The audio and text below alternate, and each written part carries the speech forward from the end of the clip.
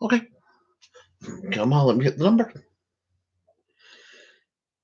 Hi, Nick Tucker here with the Historical Fencing Guild. Folks, the Historical Fencing Guild is a proud member of the Rising Tide Broadcast Network, a collection of creators, authors, artists, and basically lunatics like yourself and myself. Look them up, screenshot this lovely graphic, and you will find something to watch of quality all over the interwebs, the Rising Tide Broadcast Network.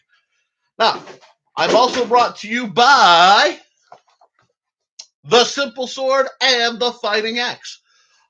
Both of these wonderful fighting manuals are available through Amazon.com/author/Nicholas Tucker. That's me. If you want the most efficient way to learn how to handle a sword in plain English with stick figures for your friends, look this up. If you want the secrets behind making an axe go in a simple manner, The Fighting Axe is the first sequel. All right, folks. We have one more sponsor before we get in and I get into the chats. This is a very special episode. Is brought to you by the Hybrids, the Sons of Gods. They're running a Indiegogo, not a Kickstarter, to crowdfund issue 7 and their RPG. Why does that matter to you? Because I'm the guy who wrote the RPG. This is a great game, low cost, high quality. You guys know me. You know, Luke Stone has made an incredible comic book with an incredible world, and I'm honored to be the guy helping compile the rules. Now, one more thing. Huge shout out to my patrons, guys. I could not do everything that I do on this channel without my amazing Patreon members, and you can join that for as little as $1 a month, have access to pre-reading my new works in progress, exclusive videos in the near future, and other amazing things at www.patreon.com/The Historical Fencing Guild, which is this channel. Look for the boot. Now, hello, folks. Sorry about that startup. My spiel shifted a little bit. I've got a lot on my plate, and honestly, I'm not feeling so good, so my energy's just a little low. Steve Clausen joins us and says, "Huzzah, Nick. Hello. Thesis and Foxy have both arrived. I'm looking up. I got 4 viewers, 3 likes. We're trucking. Whoever's not liked yet, hey, take your time. Make the decision. I hope I'm giving you quality. If not, tell me what I'm doing wrong. All righty. Now,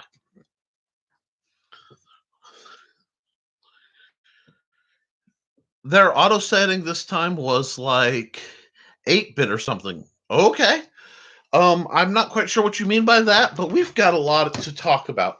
And a lot of what we're going to talk about is stuff that's coming up. So I've been kind of busy in the other side of my life because when I'm not teaching people to sword fight and writing sword books, I am a game designer. I made the Big Stompy Robots line of tactics games. I'm working on Beneath Briargate, a fantasy RPG, and I am the game designer for the Hybrids RPG and the Quickplay, which is available right now. So that means I've had to shell out a bit.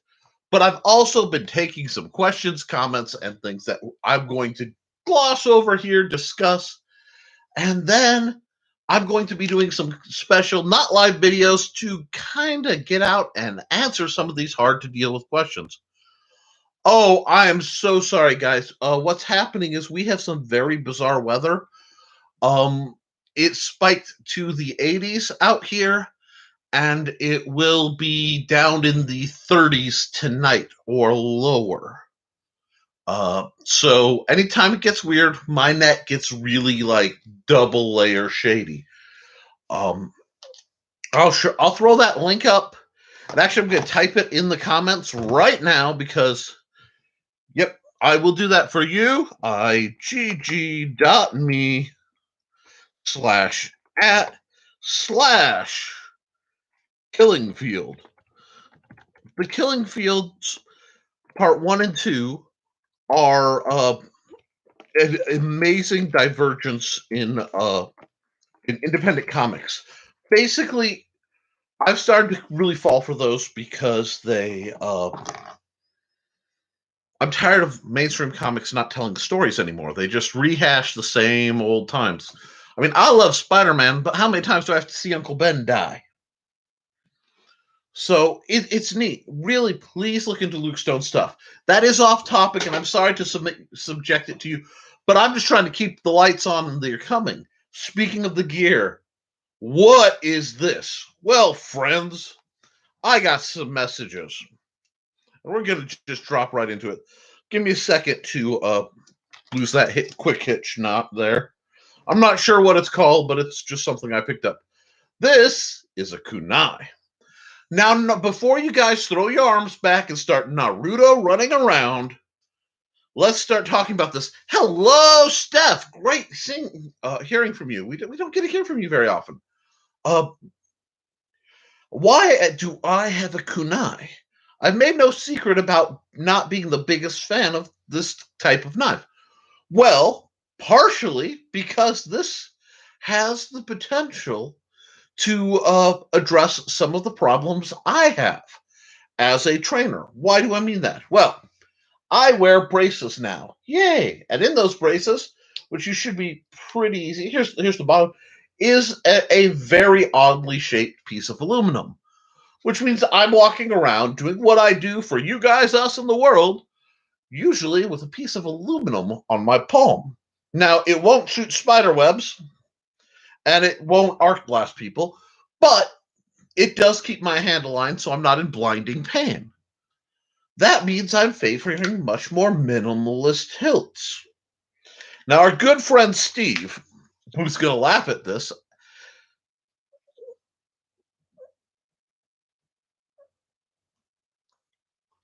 hey, no, Steph, don't feel bad. And guys, turn on, if you're watching this at home, please turn on the live chat button, or I will look ridiculous. Possible. Now, we're going to get into the kunai, because I bought it, and I'll do a review. I'm not 100% sure it's by the same maker that I usually get stuff from, but it says it's made in Taiwan, so it's interesting. It is polypropylene. It is a kunai about 8 inches long. The minimalist the minimalist grip means that it doesn't have so much to counter with this. And if I put my finger through the happy little loop and karambit it, which Steve is probably laughing about because he knows me and loopy things don't always get along. I mean, obviously I can make it work, but it's very different from my usual fighting style. I tend to be a European, straight up forward knife fighting guy, and this is not made for it. So it runs into my first big annoyance on the handle of anything. And this is for people who sword fight, who handle knives both for practical use and for fighting knives and for trainers. Victory. Well, a round hilt will always mess with edge alignment. It just makes it uncomfortable. It's harder to innately feel. So if I were making this would be a little flatter, a little wider, and then when I grabbed it, it would instantly fall into a line where I know where the edges are. As throwers, kunai are interesting because they tend to be a bit on the beefy side if they're done right. Are we all trying to figure out how to make that work now? The web shooters, it wouldn't surprise me, but while we're here, so I'm going to give this a full test and review. I'm not going to lie and say that this isn't bad. It's just a little odd. It forces me to do a lot of Tanto style reverse knife edge work, which is not usually my bread and or butter, but we can do it. But guys, I didn't buy this for that. So why did I buy it? Well, as my dear viewers saw, if you looked at the thumbnail, this quickly became friends. Now, I would not use this particular knot for what I am doing, but at least not usually. Well, there. Oh, now that I'm talking about, can I do it? Anyhow, I forgot a step. Are you thinking what I'm thinking, Pinky? Yes. Well, you see, I got a interesting message from a gentleman who wished to be kept anonymous about our good buddy Scorpion from Mortal Kombat. And what he said is, could a rope dart style be at all effective? Now, it is not a secret in any circle how much I tend to dislike any type of flail weapons. Mm-hmm. Kyoketsu Shoge. Yeah. Sorry, my Japanese pronunciation is rusty. It's been many years, and unfortunately, a teacher switched out from an expatriated geek to a very attractive young lady, so my studies suffered greatly in high school. That being said, so I have this on about 20 some odd feet of paracord. Obviously, in my current situation, I'm not going to try doing rope dart silliness. But it's been 20 years. I will, to my pizza, get over here. I will demonstrate exceptionally rudimentary use and try to get informed. Mind you, it takes delicate hand practice, and my hands are not exactly delicate these days. So it may be comedic. I'm not claiming to know what I'm talking about.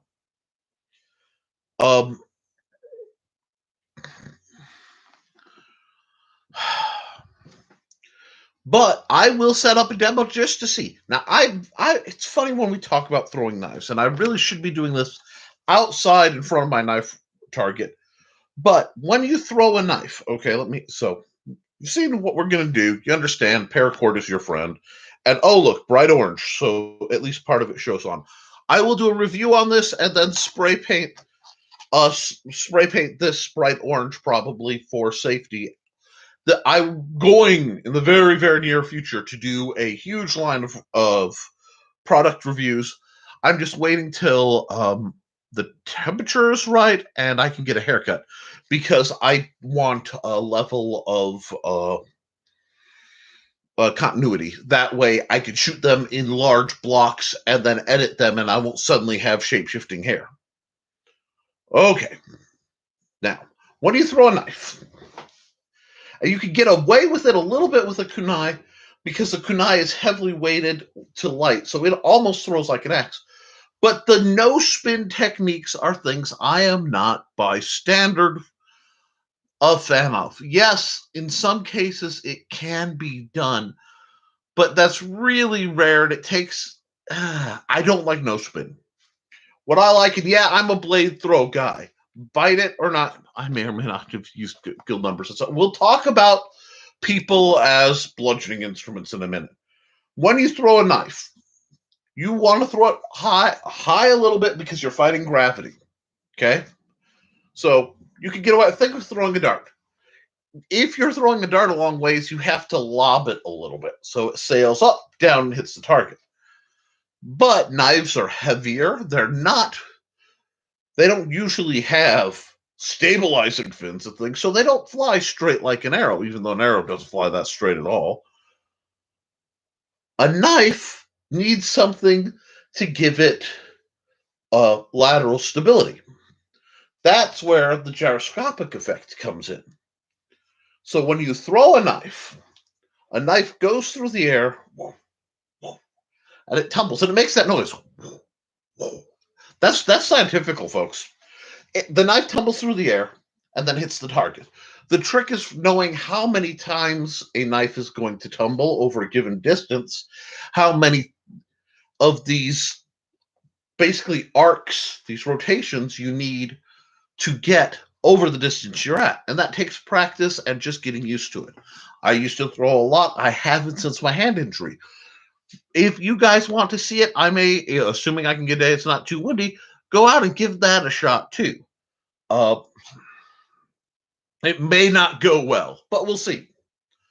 The point being, traditionally, getting the force to just straight throw a knife isn't very effective. But there's a side catch. See, among other things I've done a good bit of hand fishing. And I don't mean noodling, I'm not sticking my hand in water where I can't see it. Sorry, it may not work well, but I like the parts. What I mean is hand casting, where you have a weight, your sinker, your weight, your stuff, you spin it and let it go. Basically, you've got a reel-like object or a spool, but no rod. You just whip, go. And no, to those who ask, I neither whip nor nay. So just get that out of the comments. But okay, we'll see. But by taking something like this and applying a chunk of rope like so, especially if it has a nicely, stable knot, something reliable that will self-tighten and stay in place, probably a type of slip knot. Doesn't need to be ornate, but something along the lines of this knot here, which is very different from the quick release one I was using earlier. And yes, I know my way around a rope. You can spin it. Now, it's hard for me to spin it this small. Time your release, the momentum will take it, and then launch. Now, I have dabbled a bit. And you can mechanically get, especially a sort of under motion, where the shot comes in and out, will work. I could talk about people who are handy with rope dart. It's one of those things I used to could about 20 years ago make it go. I wouldn't say I was good at it, but I was dabbling. Shock, gasp, horror. Oh, bizarre weapon style? Of course Nick dabbled. But, wow, there's so much going on in the comments, guys. That being said, it can be made to do.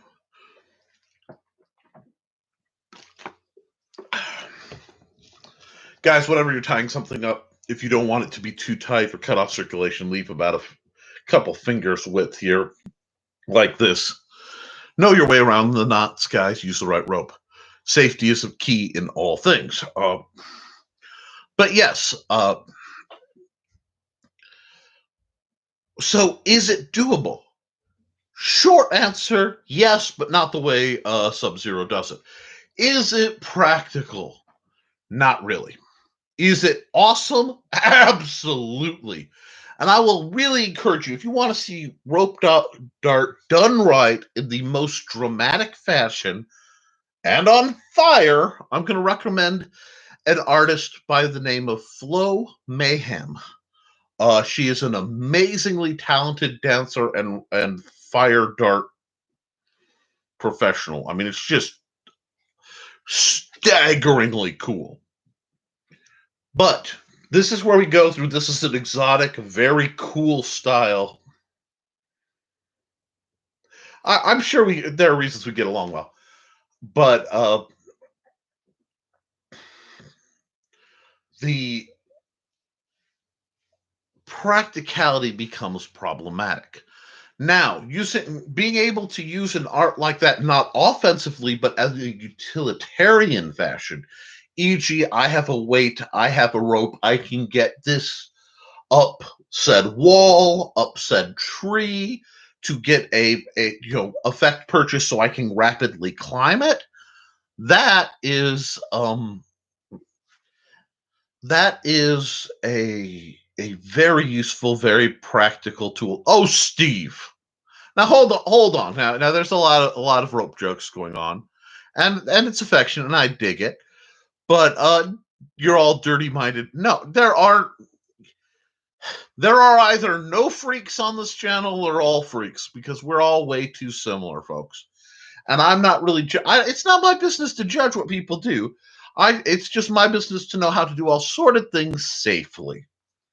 So I will go out, and if I can get loosened up and make it work, I'll do it. If I do it and it's comedic, I will put it under rope fails, and I'll take the laugh at myself, because I think you guys might enjoy it. I'll probably throw it up when I do the video, throw it up for the Patreon members first to see it, and then we'll decide what gets done with it from there. Maybe it may be held off because I'm working really hard right now trying to sell the game that I've been working on for a year. Could have done that, yeah, but I could have maybe done the climbing thing as a teen, but no. Well, see, that's the thing. As a teen, I wouldn't have needed the rope. I spent more time up trees than I did on the ground. Almost. I was pretty much, I don't know, a duck. I don't an aquatic squirrel. I'm not sure how to figure that all out, but like, I was either underwater on a trail or up a tree most of the time when I was a kid, and that was beautiful. But yeah, see, much to my and maybe someday. Right now I'm fighting some illness and some other things, and if I get answers and I can work through it, I will do more. If I can't and the answers are I have to adapt, well then there's one thing you guys know I can do, it's adapt. And that's okay. So you can expect not only a more formal breakdown review on the kunai that I acquired. I got this guy through Amazon, about $10. I'm going to both, as a sparring weapon, as a throwing weapon, I guess, I'm not quite sure, and as a dart modified, string weapon. But we're going to look into that. Sorry, I have a bit of an earache and had a mild nosebleed right before the the video was supposed to start. So I'm not 100% today. We'll see how it goes. But so we're going to roll with that. That video is coming. Now we're going to talk about another subject that's one of my favorites. It goes, what do I think of nunchucks? I still don't like them. Now I know there are people out here who are proficient, and I admire your proficiency. This is one of those rare things where I agree with Shad in his message, but not his delivery. And I'm going to get on that because I have a mild beef with our buddy Shad Brooks over Shadversity.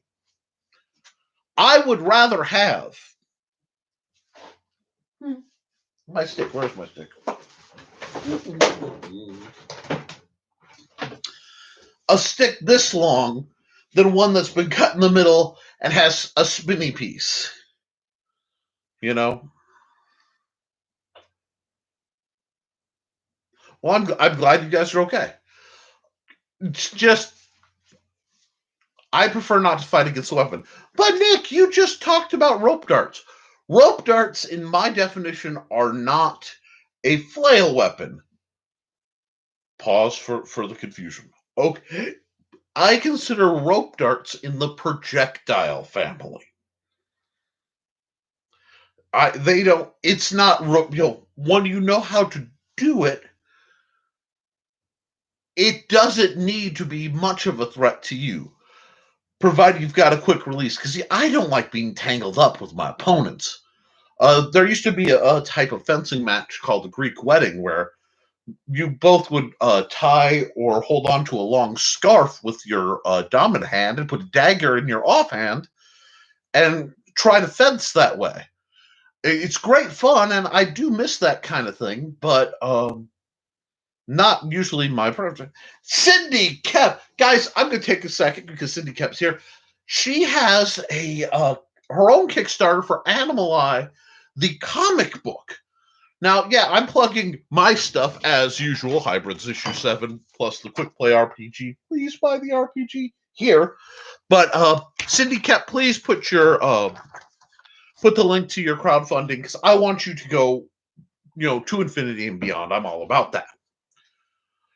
So, not a fan of nunchucks. Now, okay, Nick, well, you said you agree with Shad. Why do you have a problem?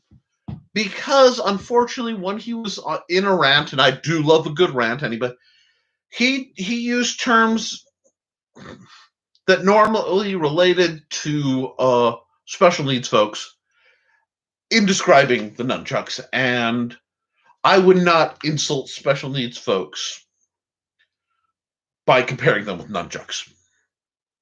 So that would be my beef on that. Yeah. So we're gonna go on that. The other thing that I have found coming up out of nowhere is a lot of discussion on where I did one video last summer, and I think one the summer before that, referring to should rogues use long swords, why rogues don't use long swords, and why they don't work well in city environments. It's been I keep finding it, and I've realized something. Okay, I have realized something, and I'm going to have to tap once again this week into a little bit more of my esoteric, slightly more Eastern-based experiences of my youth. The problem with Western practitioners, and boy, that's a bold thing to say, is we do not train from the draw.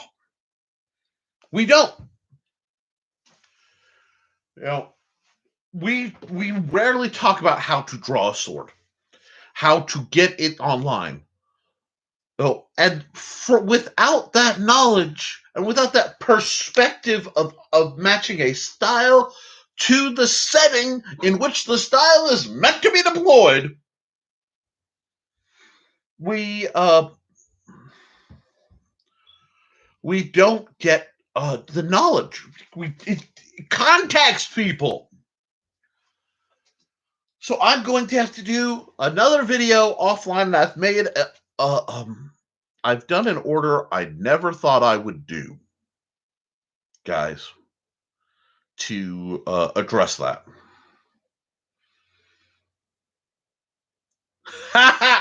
Cindy Camp. Foxy asked Cindy how her week's been. She said, day job, lurch grown. Crafty stuff and writing stuff, absolutely fabulous. Yeah, she is riding the wave.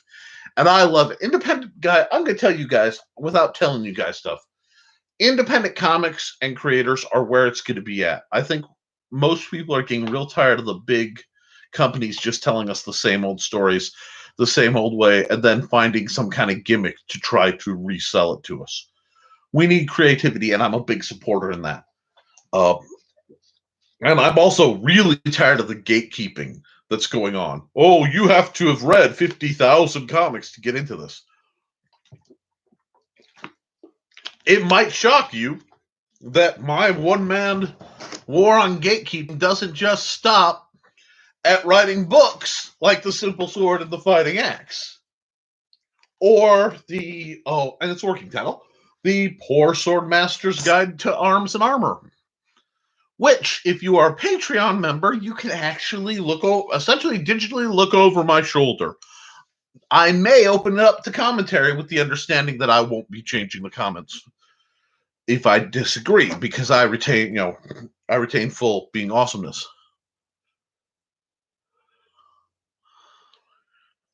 And see, that's the problem.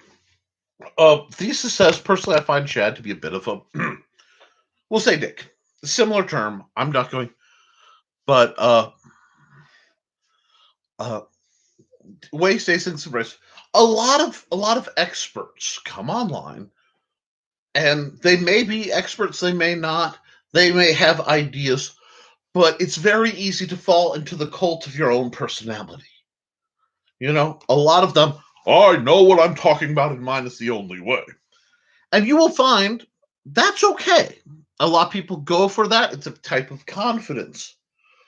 But that's not how I tend to roll. Right or wrong, I am comfortable saying, this is what I think, this is why I think it. Very rarely will I say, bam. Because it's not like I'll say, nunchucks are bad. I'm going to say, I don't like them. I'm not big fans of flail weapons, and I have a difference with their efficiency. That being said, I've known practitioners who've devoted themselves to it and are amazingly proficient with them. And that's all the props in the world. Oh, God. My My manatee is in the living room right now, or else I would show off the manatee that Syndicate made me. But yeah, she does amazing Amagori. And yeah, an Amagori lightsaber. Oh, that's cool. So getting back to things, we've got a lot to think about, folks. In when we are looking at who we're studying, and this is a good thing to look at. Obviously, you want a knowledge base, okay? And this is great for looking at any instruction. You know, it's not just the sport; it's the coach. And to run an extreme that I keep hearing very popular, you can look at the fictionalized extreme for the most part of the Cobra Kai versus the Miyagi school type mentalities, very hard versus soft, and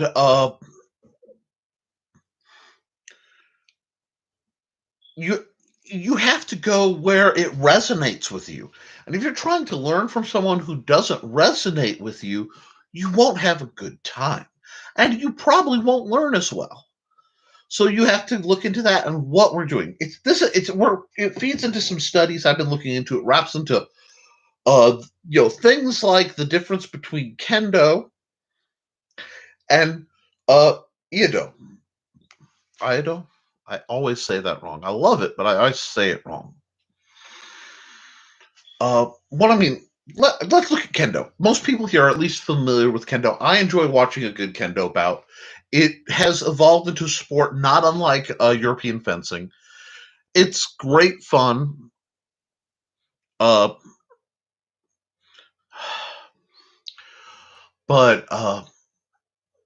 kendo evolved from kenjutsu. And please apologize for my speech impediment and being over 20 years out from last time I seriously studied Japanese. So bear with me. But it's a matter of what the evolution from the techniques. So when you hear jitsu at the end, it is the techniques of. So kenjutsu is the techniques of the sword. That applies to using how to kill people with sword, make dead.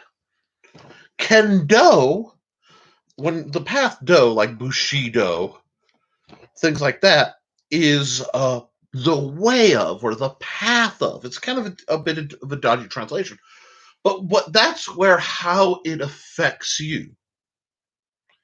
So what that means for you guys is that's that's learning not just how to use a sword, but the honor, the path, and all that. Now, the neat thing about your Kenjutsu Kendo is it is all based around a battlefield scenario where your blade is already out. Does that sound familiar? That is a battle. Thank you. Considering some days I have trouble saying my own name straight, I appreciate that. But the battlefield of how you have your sword and the fight begins and you go ba ba ba ba ba. Now, if I might be butchering it because I might be dropping a syllable, but Iajutsu versus Iaido, it's the way. Translate. It's essentially.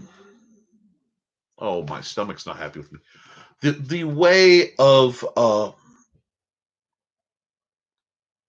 expecting sudden combat. Okay, the Ia part is responding to sudden combat, and it is based around the drawing and sheathing of the sword, which sounds silly because Western practitioners do not teach that. I have yet to see a fencing bout where two people, let's say a sport fencing bout, have their weapons sheathed, and as part of responding, they attack. Draw the blade and go.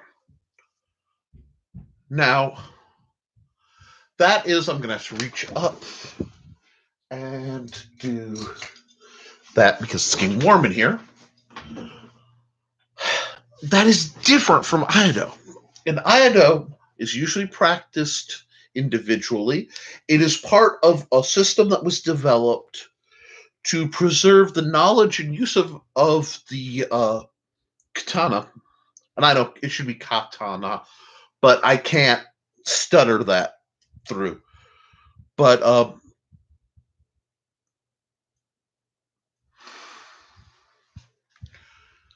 it, Steve is telling an inside joke I don't want to get into again. I'm going to be good. But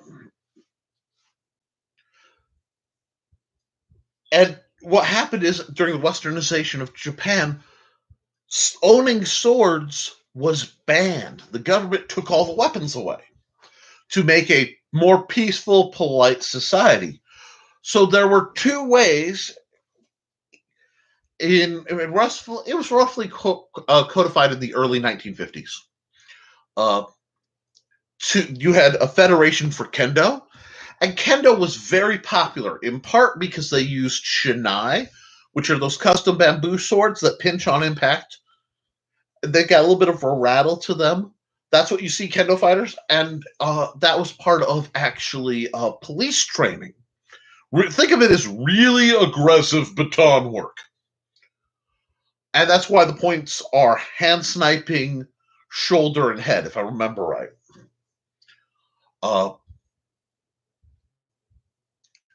That was really favorable. It was harder to get Aido because to practice drawing and sheathing a sword, you need a sword. Now it's hard. You can do it with a bokken, but making a bokken and scabbard gets very cumbersome because of the necessary thickness of wood.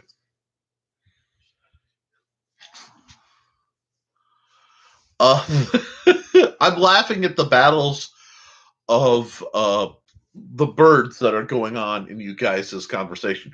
It's not that I'm not paying attention. It's hilarious, guys. Read the comments when you watch the show. Anyhow,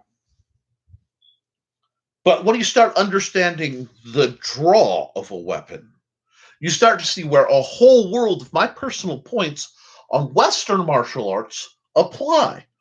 Because I, long time ago, we're not going to talk about how long ago, had some interest in Aido. There was just no one to practice it. And so it got put aside with the first wooden sword I carved, and, I moved into Western arts. But when you look at what's needed to draw a sword, that functions radically different than what happens if you're out and everybody's armed and the weapons are out and in a ready position.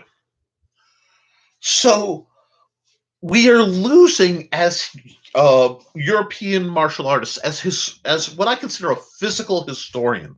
I don't know if there's a term for that, but I'm working on building one. And if Shakespeare could make up words, so can I. A physical historian, a martial historian, who looks at the styles and goes, "Why?" You won't find the breakdown in most manuals on how to draw a sword. Why? Because it was expected to be taught.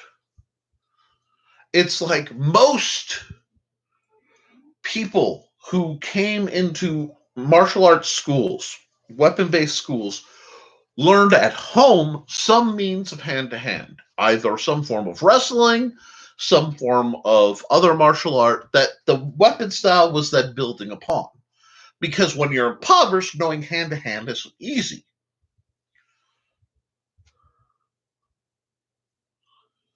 So all the species that have little person. Oh yes, little person, big attitude it's a thing. You can't, and that does apply to what we're talking about. But why does that matter? Why does that matter to what we're doing? Why does that matter to current events? Aido is a system meant on the mentality of preparing for an unexpected attack. So very often, your opponent will be armed and attacking you, And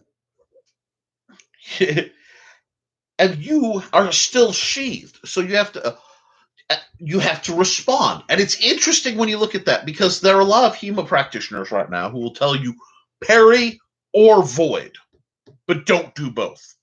What does that mean? Okay, let me pick something to arm you with. Do I have anything lighter than that? I think it all walked. I need something light to arm you guys with. Okay, I don't have anything light to arm you guys with. I'll use something flat. So you guys will get the sword I helped design through Purple Heart Armory. Be sure to use the affiliate link and remind them you were sent by me if you mess up the link. That way I get a kickback. Okay. You have a sword. Whoa, I can't. I have to put the guard behind the camera. Cool. Now, I don't want to accidentally turn the camera off. I've done that before. If you attack me, whoa, I just bumped my whole screen. Guys, I'm rusty. I haven't had you guys fight me a lot in a while. So you attack me. I can do two things. I can respond with a void, which simply means I move to the side. Right? This is a void. I am avoiding. I'm creating a space where I used to be. Or I can parry it. Oh, the shot's coming. I'll knock it offline with my sword, and then I'll respond. Okay? Now, many HEMA practitioners, many Western teachers will tell you parry or void. Okay? And a counter should be involved. Oh, God bless you, Cindy Kep. You make me so happy. But, guys, I absolutely adore that woman. And she's just right there reading the notes in my head. I love it.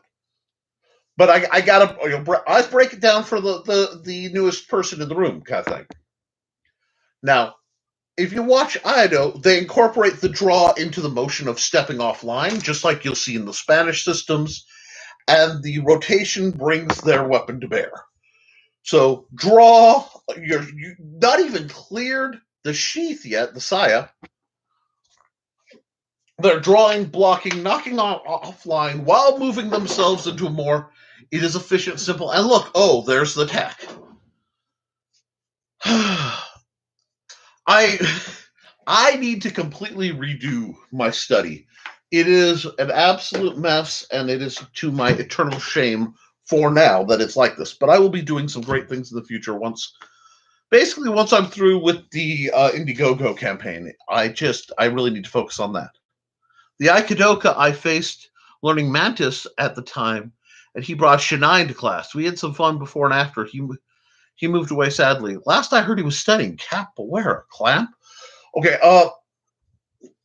my broadcasting is all done. Hold on, let me fix that. It doesn't like that angle, and I'm sorry. Apparently, oh, I know what's going on. 1 second. That just tried to break. Okay. I don't want to get a blinking light going. Sorry about that, Cindy. I hope it hasn't bothered you. The ceiling, there's a period of time where the light through the window sort of interferes with the light from my ceiling fan, and it all causes things to get extra fumbly. That's another, but I use an all-in-one computer, so it's a Lenovo, nice little all-in-one that I use for drawing too. And I actually work entirely off of the web camera because the camera I bought, I got ripped off on. I ordered it. It wasn't what it was supposed to be. So I'm going to have to save up and start over to upgrade my rig. But for now, I'm still using the webcam at the top of the computer. So I can't really clamp it to the computer yet. But I like the idea of making a deliberate rig, clamping that to the table behind it. So good idea that's going to float in the back of my mind, and I'm going to work on it. Now, why am I talking about this? Why am I dwelling, guys, on the subject? Well, to bring the conversation way back, not only to our buddy Shad, who, guys, even though I disagree with him, and even though he can be a bit abrasive, I do find him educational to a point and entertaining, and I apologize that my feed is blurring. That storm must be coming in. So let me try this and see if that doesn't help. A little bit. Maybe, maybe not. Maybe. Anyway.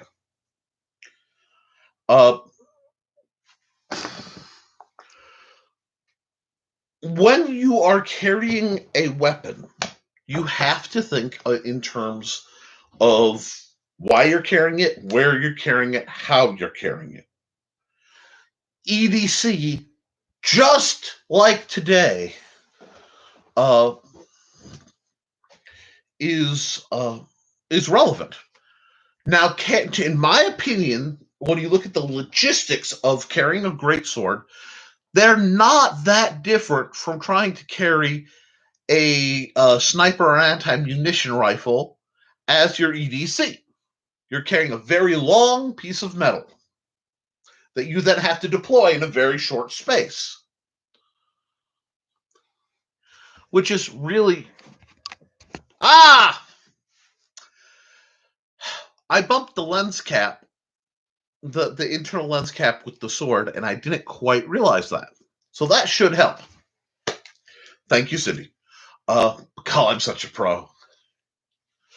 Guys, we've been doing that. We're in season 2 of the live streams, and I still goof the lens cap up. You know, here's to us. That being said,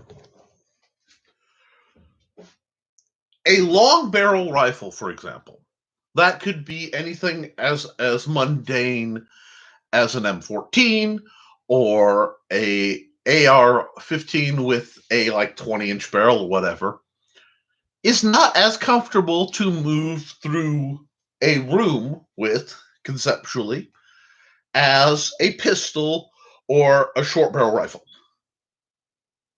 Hallelujah.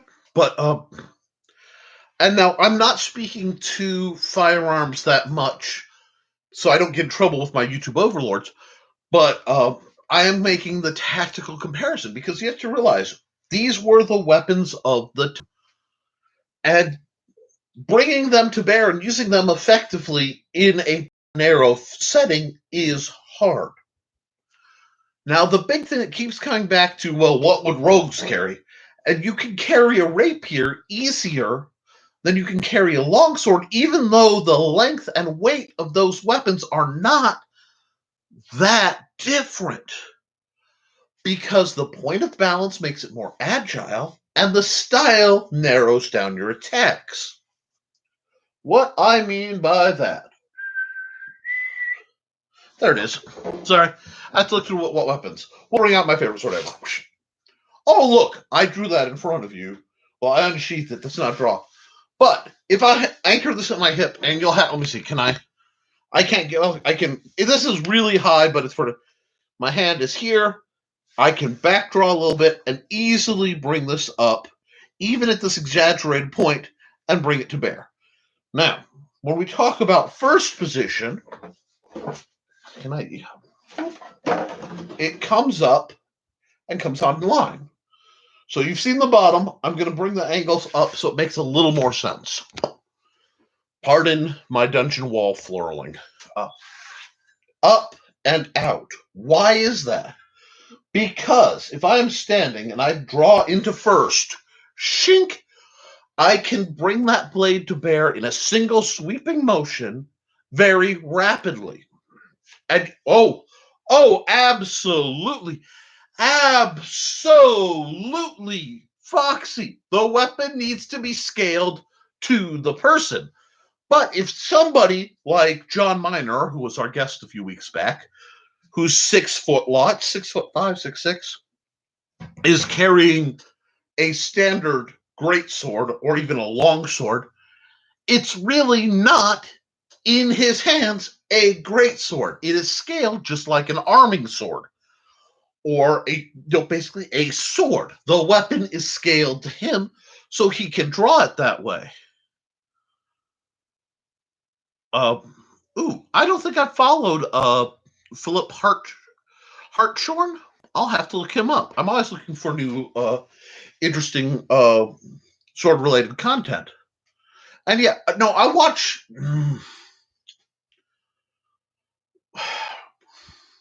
I watch Shad because he's entertaining in the way I watch the news in various channels, whether I agree with their subtext or not. Sometimes I agree, sometimes I don't. It's entertaining in the, oh God, and that's okay. Yeah, claymores are about your height. So Foxy, in all reality, my little Bilbao, right, boink, I would estimate that this weapon right here is almost perfectly scaled to you, as what a rapier should be. And that's okay, because your weapons, that's one thing I love in D&D terms.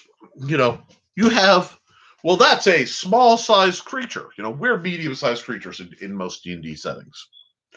If you've got a halfling or a gnome, that's a small-sized. Excellent. I will definitely follow his channel.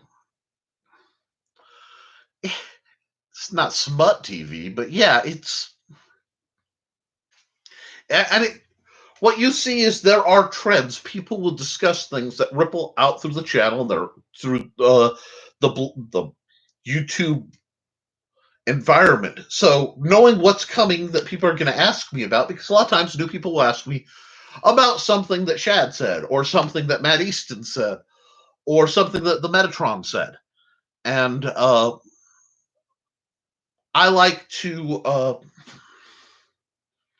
be informed enough that I usually have a good idea what's being discussed, so I can stay in step with the curve for discussions when I need to, and then diverge to things I like to talk about, like my bizarre affection for Spanish straight broadswords from the 1700s.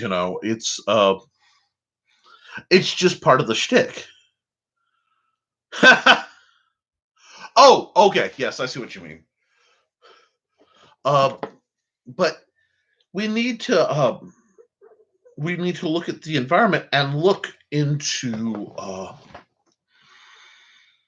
mechanical weapons and realize I like to think 2 steps ahead of the tide whenever possible. And I don't mean Risingtide, which are a wonderful bunch of people. Please follow all their videos. Okay, yeah, my dad does the exact same thing with Springer. I fully understand calling it smut TV. My point, right now in America, there is an anti-gun movement. It is very popular in politics. I won't necessarily heavily discuss that here because this isn't a gun channel.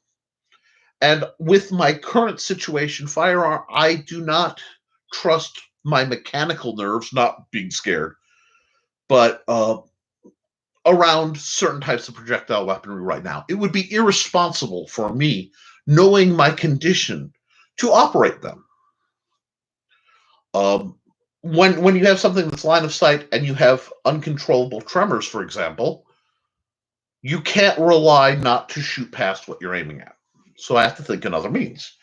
Now, if you look at the news coming out of England in the last few years, knives, they did a massive purge of firearms in Great Britain, and now they are trying to do a massive purge on knives and swords and sharp things. In some, what I, as an American, as a tool user, and as a martial artist, find offensively ignorant, and I'm comfortable saying that. So we need to keep an option in case of idiocy, which is why I will always be a proponent of the stick. They really have to go a long ways to make a stick both not applicable and not acquirable.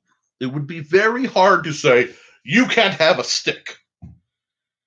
Because I have been known to do things like put chair feet on the back of my brooms so that I don't have, because it's hard to hold the cane and sweep. So a lot of times I will cane on the broom somewhere, do the sweeping, put the thing down, cane back, so I have a stable foot. Now, does that mean that that broom is essentially a short staff? Yeah. Can I use it as a short staff if need be? Absolutely. Do I intentionally buy stout wooden handled brooms for just that mentality? Certainly. That's called being prepared within reason. And if I ever have to defend myself, and when I'm sitting in the jury, if everything go, sitting in the court, and I go, "This is Exhibit A, the broom. It's got a cane foot on the end." It's like, yes, because I walk with a cane. It's logical. Can I deploy it that way? Sure. Is it my intention? Not really. But I also believe in never doing anything for just one reason. Versatility is a thing. It's also why last week I mentioned, or not last week, midweek, during that special video I shot for you guys, lightsabers. As long as toy lightsabers exist, we have something that we can drill with. It's far-fetched, it's silly, but we can use to maintain both our art and the history behind it and our fitness. So we need to keep our minds flexible. And most important, also importantly, is it's a limited response. I may not agree with it, but a lot of people will weigh what you use as your intention. So if I were to greet somebody at the door with a hand axe, I would have to prove what's going on. And that might look a little oomph on me, you know? Now, in the case of me, that was during a live video, and I could say I was talking about axes, and I heard my wife say, "There's someone coming through the door," which I took to mean force. Brownie. Okay, you're making me hungry. It's not fair. But if I have a fairly stout cane, but not one that's overtly designed for defense, and I have to use it to defend myself, the prosecutor are going to look at that as part of the situation. Why did he use the cane?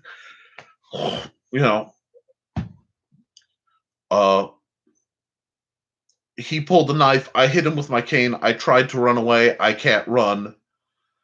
Yada yada yada. That gives you the narrative, and in fact, it's a true narrative. I don't walk around with my cane like I'm a bad mofo. I got a stick. Yeah, I got a stick. That means I'm a bad mofo. No, I hobble around with a cane. I'm not going to fall down as easily today, and keep track of places I can sit. If it was one of us, we'd laugh. No, that's fun. But keeping that in mind. Oh, guys, I need to work on my diet, but right now I'm sick and I am stressed, and that doesn't work well for dieting. But we are right at the block, so I want to thank. Let's see if I can pull the list out the air. I'm going to go Steve Augosto, Cindy Kep, Brian K. Morris of Risingtide Publishing, Cindy Kep of www.ckoepp.com, and the link she shared earlier for her crowdfunding Kickstarter. Stef Mari. We got Bladed Thesis. We got Ronald Riehn. I said Steve Augusta Kuhn. And Steve Clausen. I think I'm forgetting somebody. I hate when that happens because whenever I bring up the list, I always forget somebody, and then I feel like a yutz. Let me see. Okay. Steve Clausen, Steve Augusto, Cindy Kep,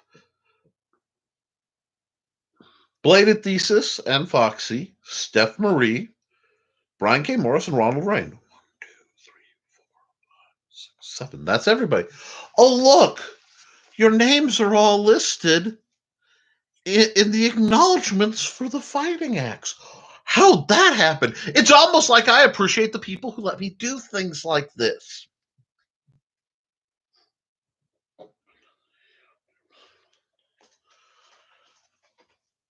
And there's nothing wrong with pizza and brownie, okay? There used to be a place called Cece's that was kind of cheap pizza, inexpensive. The owner would always come in, not cheap, inexpensive pizza, and they had brownies. It was awesome. You guys didn't know that, guys, really? Look here.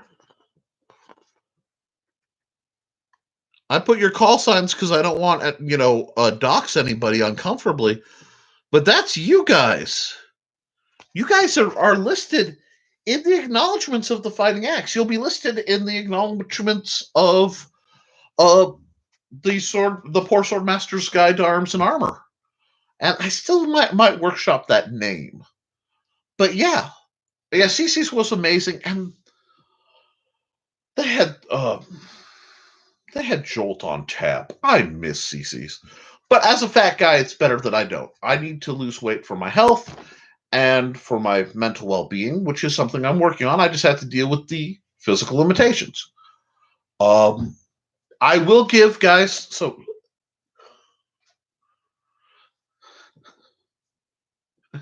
it really is my pleasure. You guys don't know, like, okay, I'm going to take a second. I'm going to stop because this is getting a little personal, but that happens. When I went for my nerve test and I came out, I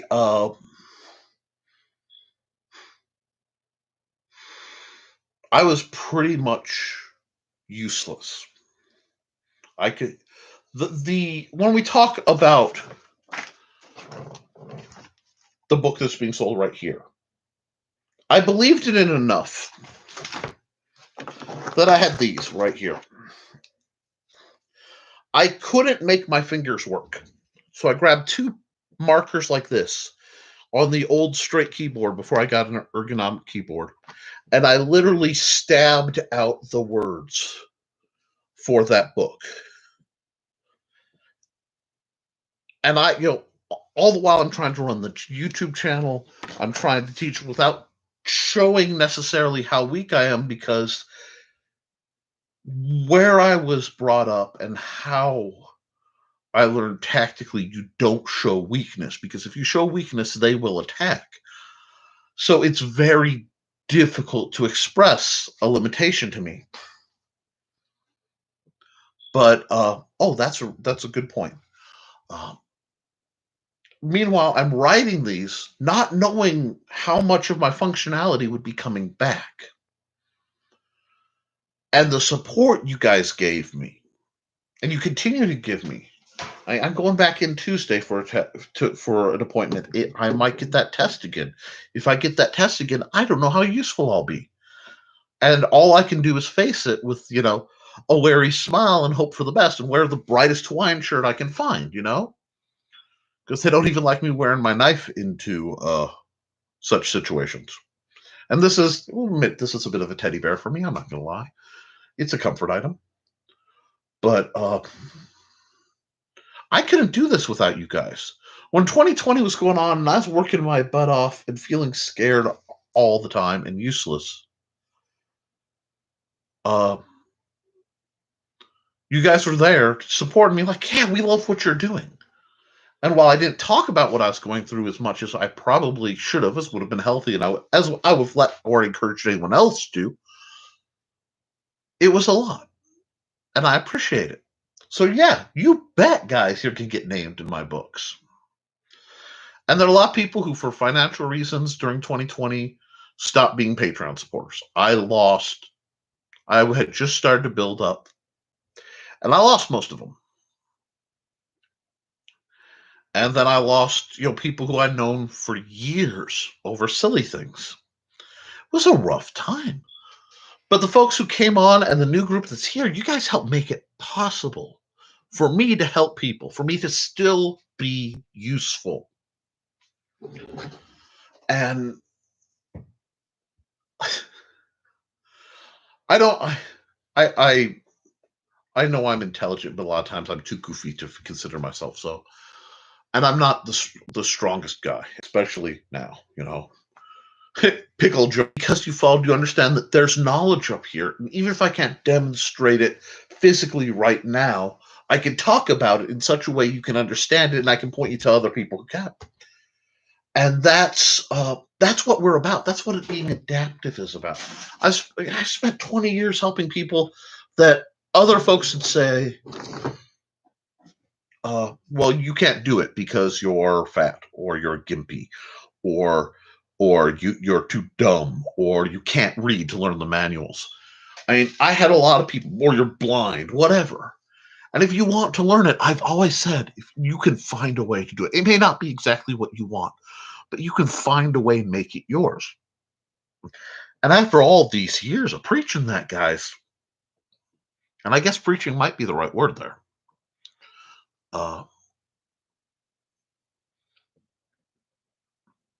I gotta give the same latitude and opportunity to myself, and you guys have helped me be able to do that.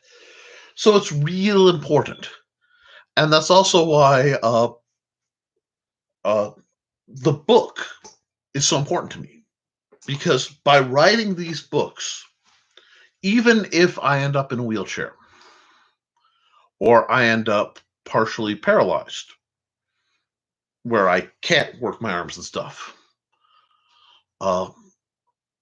which is all kind of it's all on the plate. It's been on the plate a long time. And I don't believe in deluding myself. I don't dwell on the negative, but I also understand it's real and it's present. So I've been kind of on this bender to get what I know out so it can continue to do good. So even if I can't, because the ideas, the work is more important than the worker. And I really, really appreciate you guys. And I really appreciate you guys talking, and the support you're giving me in the chat right now, and the support you guys give me on the Patreon.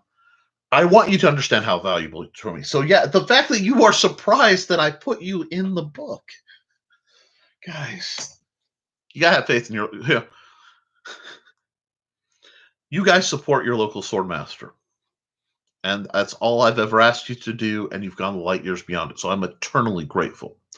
Now, Foxy's talking about falling up the stairs. I fall up the stairs almost as often as I fall down them. A lot of times it's misjudging where the stair is. People who are internally minded, okay, I have found very few people are actually klutzy. It's the, oh yeah, please guys, like, share, subscribe. I probably should add that here. And if you don't mind, at least look at this thing. The game that I wrote, the quick play version, is available for $15 as one of the perks, even if you're not interested in the comic. I will say it's a great comic, because I wouldn't support it if it wasn't. Very that early X-Men feel. It's a very, you feel the foundation of something great, bigger than I can literally talk about. But look into this, igg.me/@/killingfield2, and it's great stuff. I will probably, in my next videos, try to insert an actual commercial Luke made for that. But so yeah. Oh, thank you, Cindy. Cindy's amazing. And I will tell you this: if you go to this link and you dig around on it, you will find a direct link to the character sheets and some internals of the book. Because I was talking with Luke, and we want to make sure people get an idea of what they're looking at. So I'm very proud of that system, and that's literally the quick play. I started in March, and I worked on it, and then we had stuff, and I came back, and I've worked on the core book that will be coming later, hopefully in the year, and the sequel to the adventure that's in the quick play. There's a lot coming down, and it's fun, it's accessible, it's easy to learn, easy to play. Hey, that's kind of my shtick. But that's also going to help me keep the lights on, because of health and family reasons. I can't be a librarian anymore. I am a full-time author, artist, game master, and whatever all this is. So your support really is kind of helping me buoy the fact so it's not all financially on my amazing wife. Although it is currently still mostly on my, by like 99 point repeating on my amazing wife. But this stuff that I do is all on you. So I don't have to be like, hey, babe, can we get a, no. You guys donate money. We talk about what you are interested in, and then I can cheaply find or make something to review it to benefit you. And I think that's a symbiotic relationship. And we need more symbiotic relationships. Too many people are out there. Look at my glory. Look at my opinion. It is the only opinion. Buy my things, even if they have no value. And I won't do that because that's not what I'm about. I'm about give and take. And that's why I got so hooked up with Brian K. Morris. Bless his fez-wearing self. But so please, at least look into that. If you want the cheapest to you support it, there's a digital for $5. You can get the new issue. You don't need the old issues to hop in at issue 7. You just don't. It's 6 and 7 are the start of a new arc, so you can actually get right in. But yeah, okay, enough plugging. Wow, that is the most anti never mind the furthermore thing I've ever said. Enough plugging.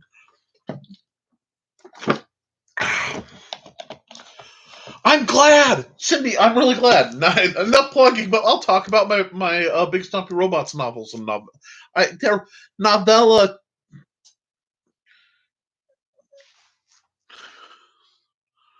Hey, thank you. We'll talk. Well, right now I don't know what I need other than to the realities of when I'm not doing this. My time is spent dealing with my issues and taking care of Xander. That's what I do. I take care. My primary job at the end of the day is taking care of my special needs son, and I wouldn't have it any other way. As much as I love this, as affirming as all this is, I'd stop it in a minute if that's what was necessary to take care of my son, because that's what a dad's supposed to do. But I don't have to because you guys help. So, yeah, Small Arms. I had fun writing Small Arms. That was one of my. I like to have a nonfiction project that I have to be very careful with. Matt's, yeah. Like I said, once we get some stuff cleaned out and some rearrangements of a quasi-legal chicken situation, Matt's, we're gonna set up a list field. The list field's gonna get redone. I'm planning on using the coming funds from Patreon. What do I do with it? A lot of people, I take the money and keep sliding. No, in this case, the money's going to what I call capital projects. Even if I can't fight, I can provide a safe, monitored list field. I can provide the education, and we better running. Oh, thank you. I appreciate that. I don't think I need that yet, but that's interesting, Foxy, about the wrapped handles. And you know what? If you guys are interested, I may do. You will finally get my measurements. Armor. I will do more discussions on armoring as I do my book. Which again, anyone who's a Patreon member is following. I've got it kind of laid out right now because when I'm doing nonfiction, like when I wrote the Fighting Axe or when I wrote the Simple Sword, I knew which parts I wanted to cover. And then it's just write out all the chunks, fill in the chunks, find what's missing, write that up, do some simple illustrations. I didn't use digital because it was actually easier to do hand draw some things. But when I'm talking about like hooking techniques, simple illustrations, clear, easy to read. I do need to know, and that's a good question, whether you guys prefer my hand-drawn illustrations when I'm talking about things like the axe parts or the more digital illustrations found in the Simple Sword. I want to know which resonates better with you so that my next books have more of that. Oh no, the Zong canceled your order. They decided they would not wait until. I've been trying to track down the parry daggers for you, Cindy. And I'm still looking. Check eBay. eBay usually has some going through. Cold Steel is not pushing them as much as I wish they would, because I really do believe that the Cold Steel Parry Dagger is one of the best offhand weapon tools. Weapon tools. Yeah, we're Nick speaking again. Come here, Toes. Let's see. Whoop. She was trying to order at least one of these. And I'm so sorry. I will keep looking for potential, as long as it works. There, whichever works for you. But these would be in black. Mine, again, classic. I painted orange so you can see it on camera better. These guys are light. So Foxy especially. You guys, we need to quest. If I have to, I have another one. I need to find my other one with the custom main Gauche guard I made out of HTP. But these are wonderful. And actually, Foxy, you may find that this is a stout short sword for you. It's no worries. And you okay, Cindy, right now you're trying to get one of your big dreams launched.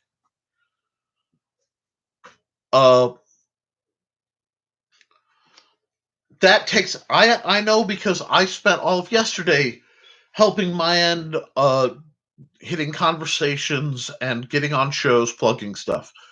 It's part of what we do as creators. We are out there hustling. My sideline has a backup, and that's just part of how we all survive. But we need to look into that. Now, as I've said, I am writing the chainsaw. I was about to ask, I am writing books on currently the budget-minded approach to buying, to making, to even borrowing, how to borrow. She's not literally juggling chainsaws. I realize with the group of people I associate with, someone who literally juggles chainsaws would not actually be that far out of the realm of possibility. But no, I used to use chainsaws. I could drop a tree. I've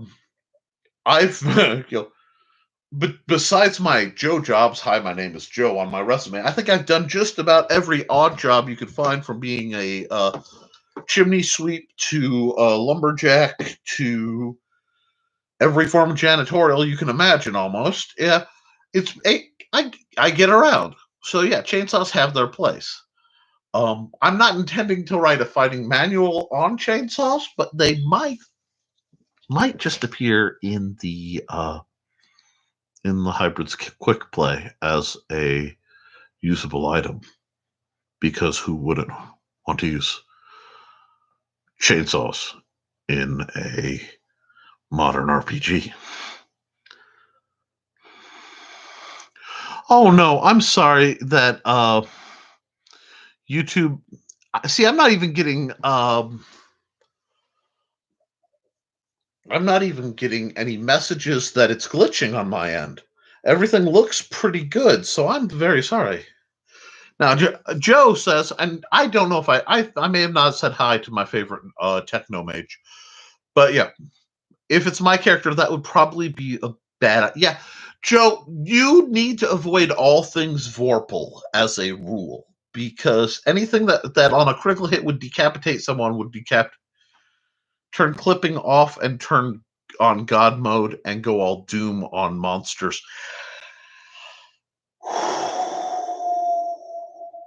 Yeah. I'm not gonna say, but it's a nice preview. And I tried to set up. I'm going to be doing more once I get the core book codified. I have one more hardlined adventure. I'd like to do a whole series of the adventures in that storyline, as not quite the Pathfinder style of here's the release, here's next part, but something in there. And I want you to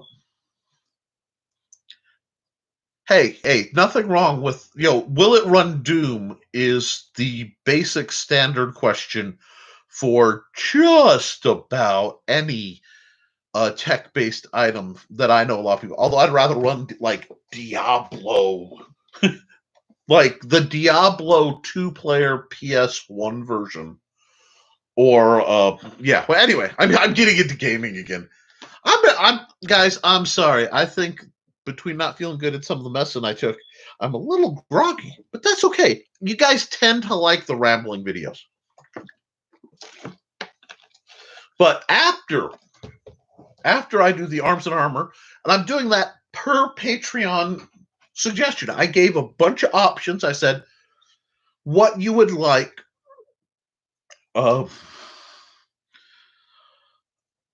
And I said, what do you want me to write first? And the Poor Sword Master's Guide, I put to arms and to armor as separate, and they both got the likes. So I'm trying to see if I can do it as one project to make it nice. And yeah, Diablo. Okay, I'm going to tell you guys a story. When I first got married, and this is before YouTube, when I first got married to my wife, we lived in a little tiny blue shoebox of a single wide trailer I acquired from John Miner.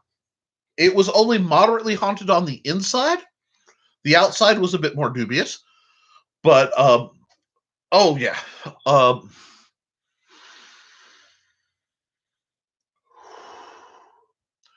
But we played the Diablo, which was an isometric, for those who don't know, it's an isometric top-down RPG with, on the PlayStation 1 2-player, and I usually played the Rogue, which was depicted as a rather tight-clad female, and she'd play the fighter, who was a big, beefy dude, which we always thought it was fun, and we would go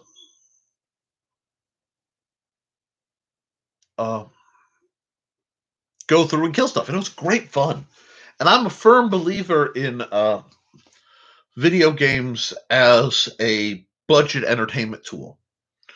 I will admit we are, as a family, addicted isn't the right word, but we're very fond of Minecraft, and we all play it through the Xbox so that we have that split screen method. I love doing that, and I do play shooters. I am a dedicated Halo nut. But that being said, yeah, that's why Cindy is a wonderful example, because I had childhood epilepsy, and I still have to be. I'm still cautious with overexposure to video games that are the wrong kind of flashing, or TV shows or something. Even if it can't trigger you, the memory of what a trigger feels like kind of stays with you. And so I get that. And that's why I love tabletop RPGs, and that's why I love tabletop tactics games like miniatures. And that's why I wrote, part of why I wrote Big Stompy Robots, because I want everybody to be able to have fun. If you can't use a screen, you still need things. Well, you know what? Video games aren't for everyone. Video games are available for everyone, the same way martial arts are for everyone. But you don't have to like them. And I still 9 times out of 10 would rather play something like Big Stompy Robots, or Mage Knight. Yeah, I'm dating myself a bit. Or BattleTech if I want to fill in circles. But oh, okay, yeah. Sword and sorcery games are a lot of fun too, and that gets back into, because you look at things like Baldur's Gate. I believe tomorrow they're re-releasing the old one, and if it has local multiplayer, I will be buying it as a Mother's Day present, because my wife is that awesome. Okay, that's going to be part of the Mother's Day present for my wife.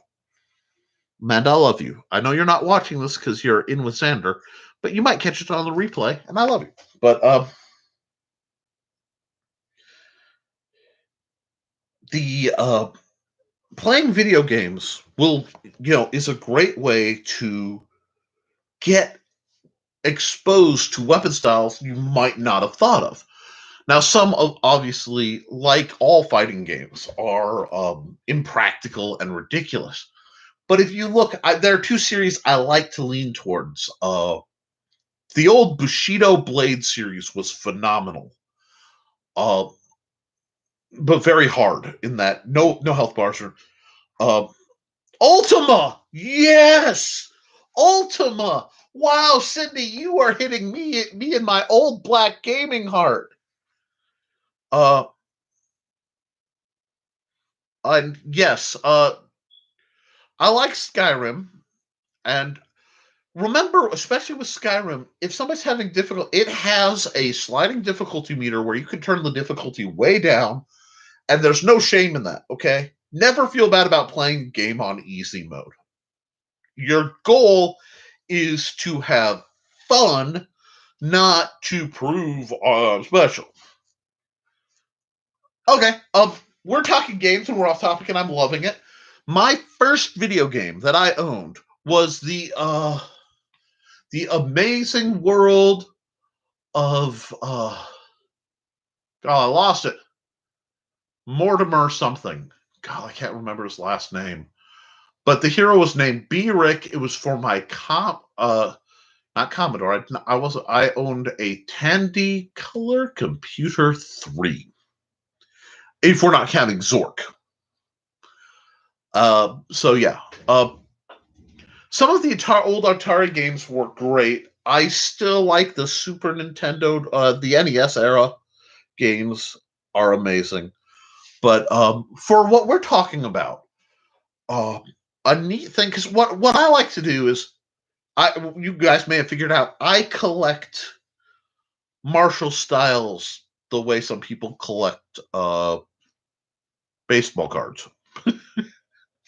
You know, and I'm not really necessarily seeking mastery, but a basic understanding to make go. And when I see something like going back to popular, God, I lost its name, Soul Calibur. Sorry, I had to say, because I know it from Soul Edge days, but where you could go, Tonfas. Tonfas are interesting. Look around, Tonfas are cheap to make a trainer of. You can do it with PVC, or you can just get one, look at the systems, give that a try, figure out what parts of you like, what parts you don't. And what another great thing is when you have a game like Soul Calibur, you'll have 2 or 3 characters who may use a very similar weapon in a very different fashion. And that gives you an idea of the adjustments. Well, I think her name's Marie. It's either Maria or Maria. She's Raphael's little sister. She fights, come to think of it, she fights with, because she's a little tiny kind of gothic Lolita. No, don't go there. But with shortened rapiers in a modified version of the obviously fencing oriented style that Raphael fights with.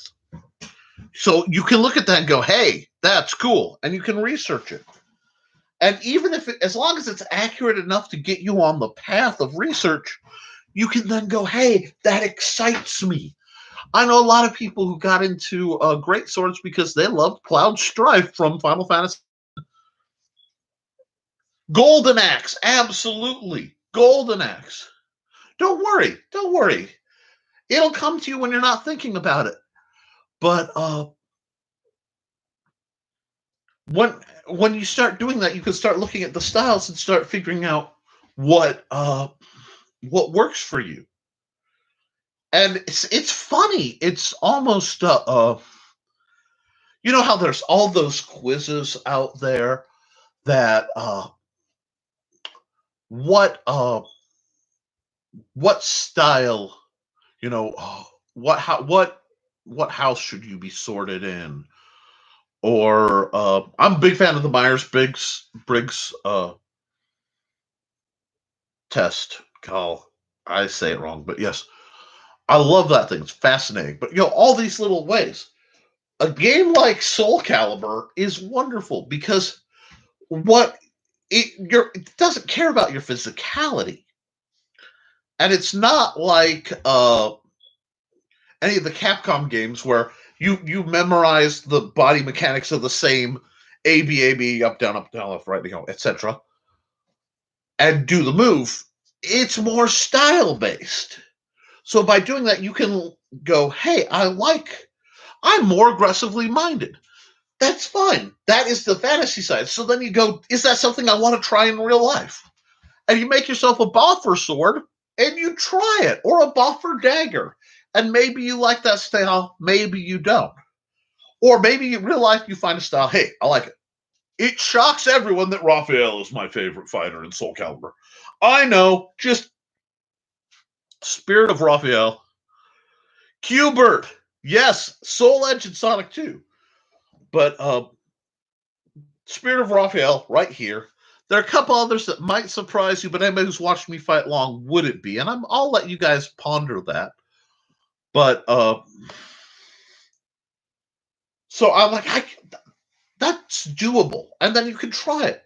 What brings you to studying the martial arts does not need to be some grand, heroic, monumental, philosophical thing. Oh, God, Area 51. Now you're making me miss light gun games. Anyhow, it's what resonates. And, when people ask me, why do you do what you do, Nick? Because I collect, skills. It is my, I am a geek nerd. A nerd is someone who values knowledge, usually academic. A geek, by definition, is somebody who fixates on acquisition of memorabilia, a minutia related to something fictional, usually. And I am a geek who collects nerdly things. I collect skills. And that's because I loved old school D&D. I loved RPing. But you look at the magic in 99.9 repeating percent of the magic depicted in any given game, you cannot do. We're going to take that comment and we're going to put it way over there because this is not the forum for that. But the skills you can acquire. And I said, I want to be able to do almost everything the character I would play in D&D can. You just like toys. Yeah, and there's nothing wrong with that either. Oh, that's awesome. But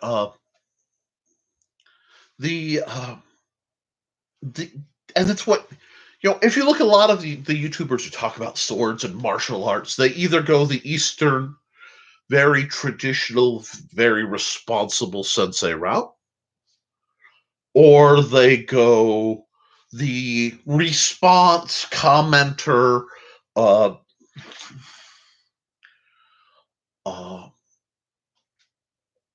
like you got the Shads and you got the Matt Eastons in Western, and then you have people like my man Master Ken, of Ameridote, but which, yeah, I won't argue with Ameridote. It is what it is.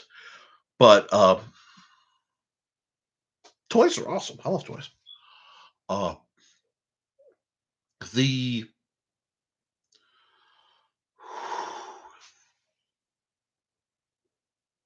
I'm in the middle because I don't, outside of the list field, I don't stand for pomp and circumstance. And in the list field, I stand for practicality. You can have fun, but we're going to be practical. We're going to be safe. We're going to be reasonable. Yeah, I've really stopped the groin. Now, am I the guy who got annoyed with one of my students who was overexposing their belly when they were doing downward strikes? And they had it was actually Bob. I don't know if it was recorded or not. Steve might know if it was recorded. But Bob, God, I miss Bob. He He had a Montante, great sword, because his response was, the more you fight, if you're losing, get a bigger sword. So he had this giant, beautiful, I honestly think it was a Black Fencer Montante. It might have been a Purple Heart Army. Giant, great sword with the little diamond little piece. Wham! Oh, thank you. Then we have you, which is fun and makes it accessible. Anyway, thank you. Well, he had that, and at one point he cocks back. He does one of these big things. I just pull out from my back my Nerf double strike, and I pop him in the face with a Nerf dart. You could have heard a pin drop. All of practice, shuts down for about, and he's laughing. I'm laughing. It gets the point across because it can be fun. The most important things in life you should be able to laugh with, if not at. Okay? And if it's not fun, you won't do it. My job is not to be the drill sergeant. Listen, you maggots! I want to see you get up and do 20 thrusts from third right now. Boom, go, go, go, go. That's not me. Is it how I train myself when I'm in that training mode? We're not going to talk about what I put myself through when I'm in that mode. But that's me.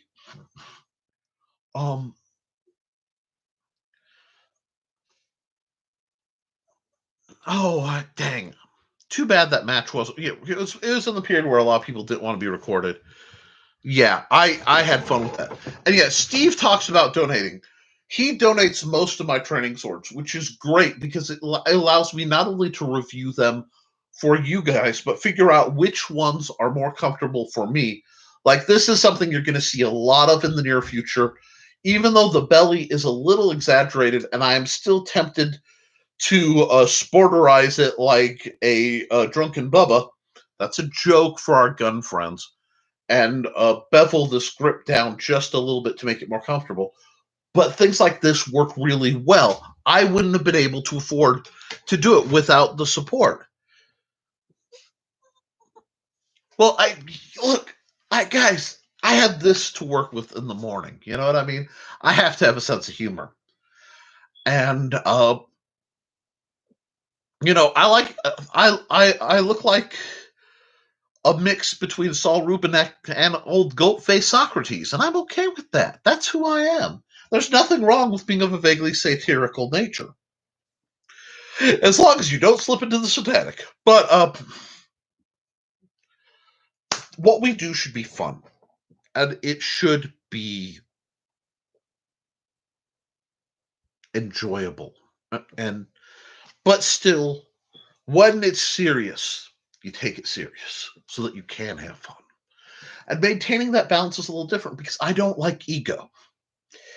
And part of it is I just don't have time for it. And part of it is what I call the sovereignty of the Soleil. Sovereignty of the Soleil. This is a concept I talk about, but doesn't get talked about enough. And this is based on the logic that at some point, every noble person, okay, anybody who is a king, a prince, aristocracy, whatever, had to go down into a list field of some sort, get handed a training sword, and learn how to sword fight. That means they had to respect and understand the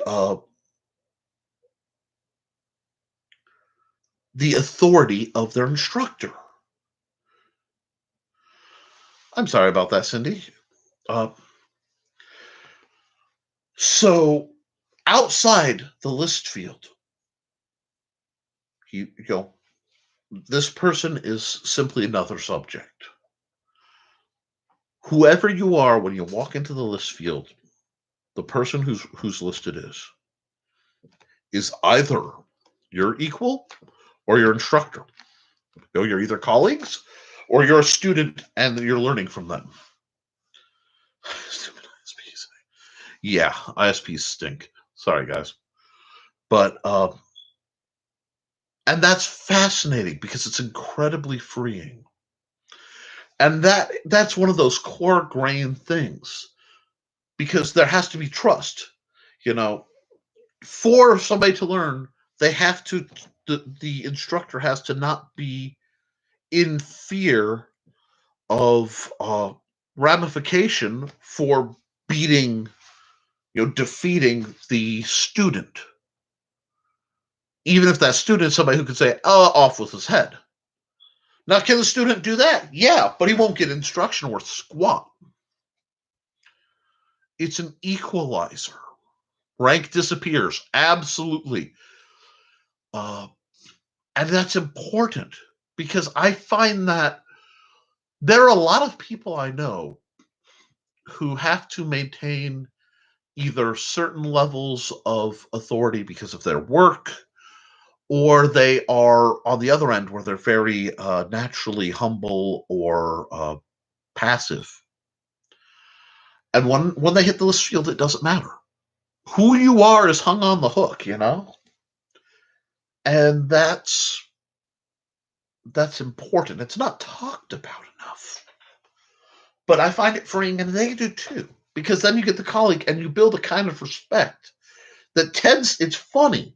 The BS outside of a list field will not infect my list field.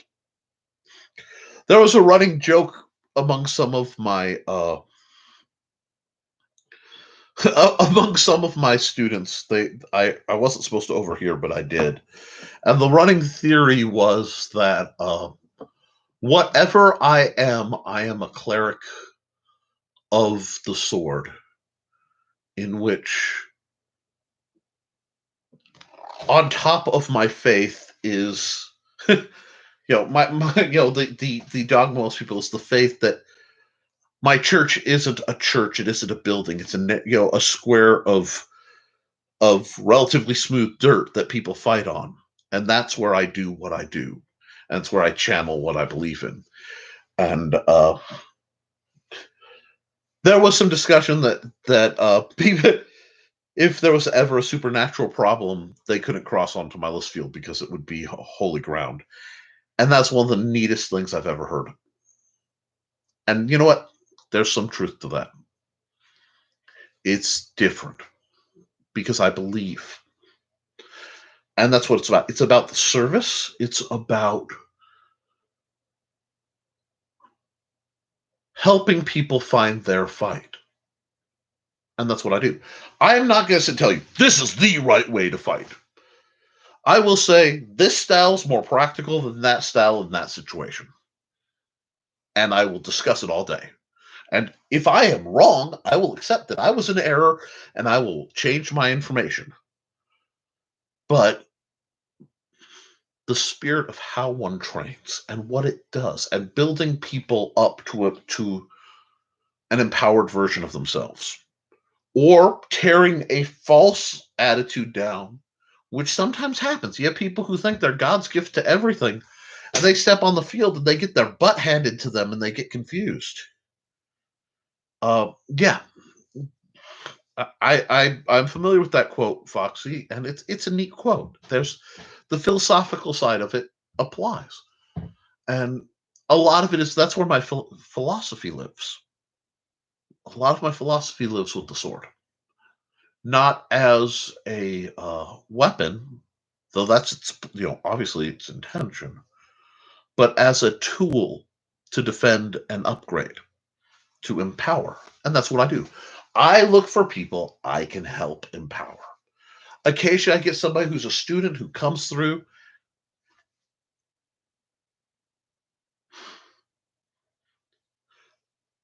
Opening your eyes is all that is needed. The heart lies and the head plays tricks with us, but the eyes see true. Sirio Forel. That would be the Game of Thrones guy who I have still not seen that movie, and I've only skimmed pieces of the book, that series.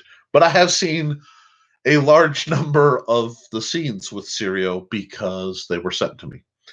And that falls into the realm of some of the most amazing compliments I feel I've ever received. Uh, because, yeah, I'm all about the water dance. And Arya's needle. Guys, the approach of Arya going, I will have weapons that work for me, are scaled to me, and do what I know how to do to make them go. It's gorgeous and it's beautiful. And honestly, having handled it,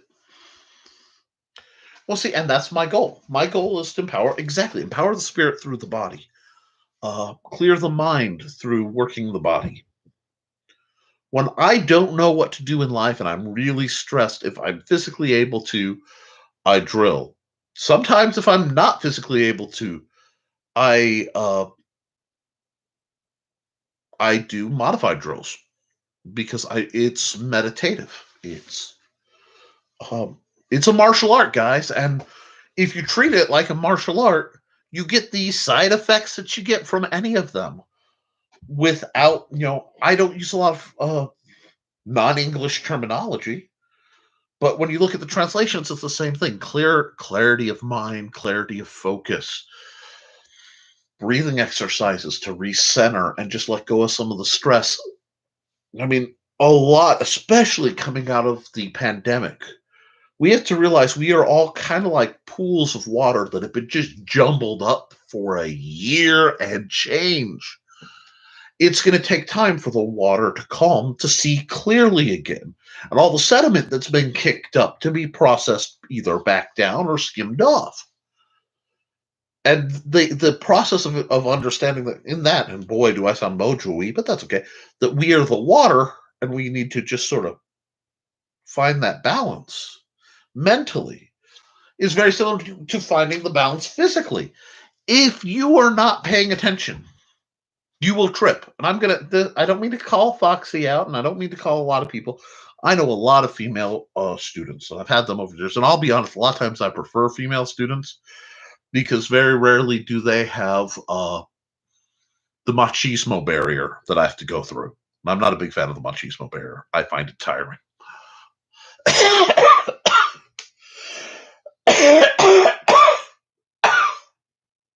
Oh, sorry about that. But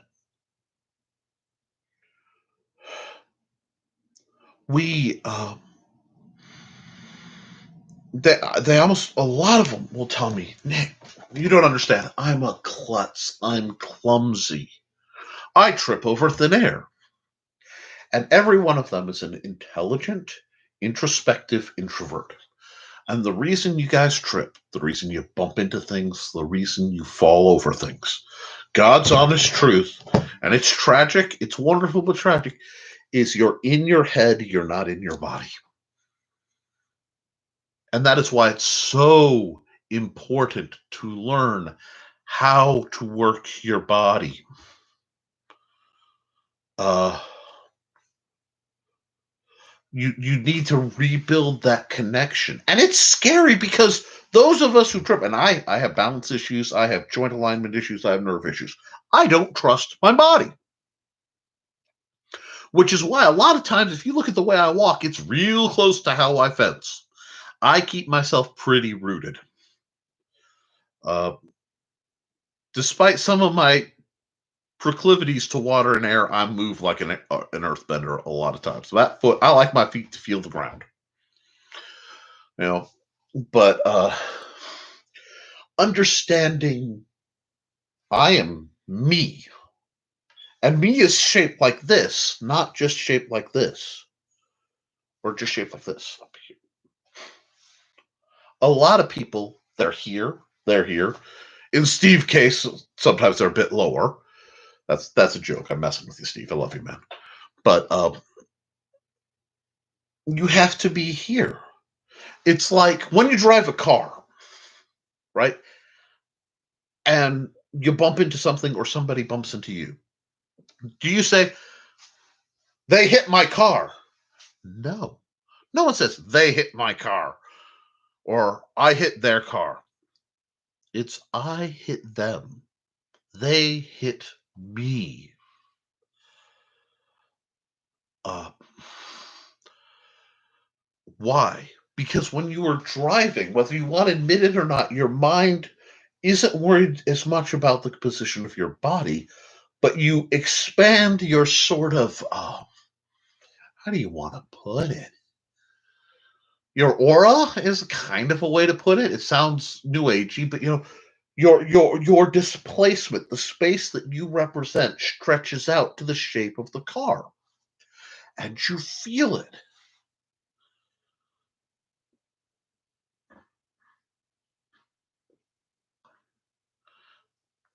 Yes. Now, it's interesting you say empty your mind. Thesis is quoting Bruce Lee. That is very much the mental process. That's what you have to do to learn how things work for you. And that's the root of Jeet Kune Do. It's this style works for me. I'm going to pull it in. That doesn't, I disregard it. I am taking the form of the vessel that fits me. Sorry about that. But, and I will take, yeah, I'm fighting some, I don't think it's the big C. I have an ear. Oh, thank you.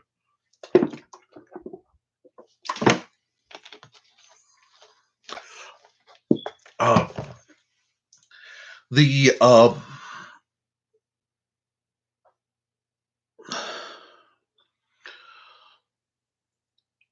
so when you're practicing, right, you're too much inside here.